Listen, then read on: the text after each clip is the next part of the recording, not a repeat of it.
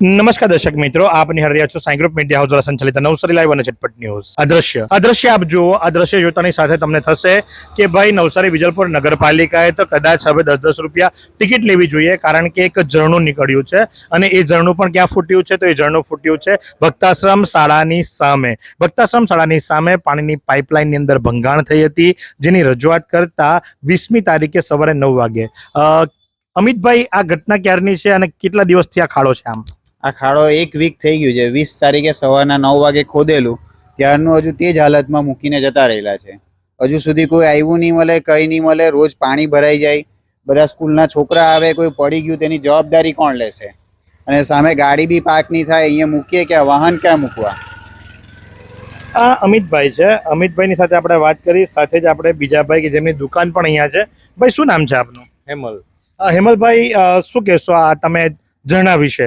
Ticket રાખી દે 10-10 રૂપિયા? ઝરણા વિશે ticket રાખવી જોઈએ 10-10 રૂપિયાની, પછી તો જ કદાચ નગરપાલિકા પાસે ફંડ આવે અને ફંડમાંથી રિપેરિંગ કામ થાય। રિપેરિંગ કામ થાય અને આ લોકોને સ્વિમિંગ પુલ બી મળી જાય નાહવા માટે। આ પરિસ્થિતિ એ છે કારણ કે સામે જ ભક્તાશ્રમ શાળા છે। ભક્તાશ્રમ શાળા સામે હોવાના કારણે વાલીઓ લેવા મૂકવા આવતા હોય છે। વાહન ચાલકો અત્યારે પરેશાન છે, વાલીઓ એનાથી વધારે પરેશાન છે। ચોમાસાનો સમય છે, ગેટની એક્ઝેક્ટ સામે જ આ ઘટના બની છે। 20મી તારીખે સવારે 9 વાગે ખાડો ખોદાયો છે, નગરપાલિકા દ્વારા હજુ સુધી પૂર્ણ નથી કરવામાં આવ્યો। રાજેશભાઈ, શું કહેશો? મચ્છર, ડેન્ગ્યુના મચ્છરને વધુ થવાની શક્યતા છે। હમણાં અમારા કુલરમાં પાણીમાં જરાક રહી ગયો તો સીધો 1000 રૂપિયા ફાઇન મારી દઉં તમે ફટ દઈને। આના માટે કોણ જવાબદાર છે?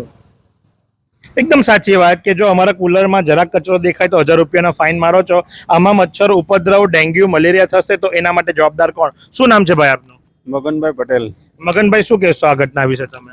ભાઈ, એ રિપેરિંગ માટે ખાડો કર્યો તેની કઈ તકલીફ નથી, પણ એને પાછો રિપેર બંધ કરવા માટે ને આવ્યો, એના હિસાબે અવર જવરની અત્યારે બંધ થઈ ગયું છે અને બહુ તકલીફ પડે છે। એકદમ ભક્તાશ્રમના ગેટની સામે જ આ ખાડો ખોદવામાં આવ્યો છે।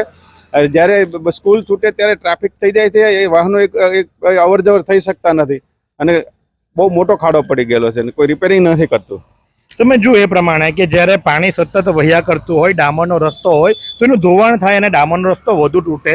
જરાક અમસ્તકડો ખાડાને હવે ધીમે ધીમે વધતું જાય છે। એની બાજુમાં જ બીજી એક ચેમ્બર છે, મને લાગે લગભગ ત્યાં સુધી એ ચેમ્બર બાજુમાં જીઓની ચેમ્બર છે અને જીઓની ચેમ્બરમાં નુકસાન થશે, એ પાછું નગરપાલિકા પર તૂટશે। તો કહેવાનો મુખ્ય ભાવાર્થ એ છે કે 20મી તારીખે સવારે 9 વાગે ખોદવામાં આવેલો ખાડો કદાચ પાલિકા કચેરી નોંધાયો ન હશે, માટે કરી પાલિકા ભૂલી ગઈ હશે। હજુ સુધીની તસદી લેવામાં આવી નથી અને 26 તારીખ થઈ ચૂકી છે। આજે એક અઠવાડિયું થયું છતાં પણ કોઈ કાર્યવાહી કરવામાં નથી આવી। શાળા સામે જ છે, કોઈ બાળકનો પગ પડે, કોઈ અજાણ્યો વ્યક્તિ આમાં પડે, કોઈની ગાડી આમાં ખોટકાય, કારણ કે વરસાદનો માહોલ છે। વરસાદના માહોલની અંદર જો પાણી ભરાયું હોય, ખાડો ન ખ્યાલ આવે તો ઘણી મોટી ઈજા થઈ શકે એમ છે। અને મેં કહ્યું એ પ્રમાણે કે કદાચ 10-10 રૂપિયા ટિકિટ ચાલુ રાખી દઈએ, કારણ કે આ ઝરણું સતત પાણીનો બગાડ થઈ રહ્યો છે, પાણી અહીંથી વહી રહ્યું છે। જ્યારે પાણી માટે લોકો વલખા મારી રહ્યા છે ત્યારે નગરપાલિકા પાણીનો વેડફાટ કરી રહી છે। તો આજ પ્રમાણે આવા અવનવા સમાચારો માટે નિહાળતા રહો નવસારી લાઈવ અને ઝટપટ ન્યૂઝ। આ સુંદર સૃષ્ટિને નિહાળવા માટે હજારો લોકો પાસે દ્રષ્ટિ નથી અને એ ત્યારે જ શક્ય બને જ્યારે કોઈ ચક્ષુદાન કરે। તો તમારા સ્વજનો સાથે મળી એક સુનિશ્ચય લઈએ, ચક્ષુદાનને પરિવારની પરંપરા બનાવીએ। Visit Sant Punit Chakshu bank, Rotary eye institute Navsari. Call 7069006329।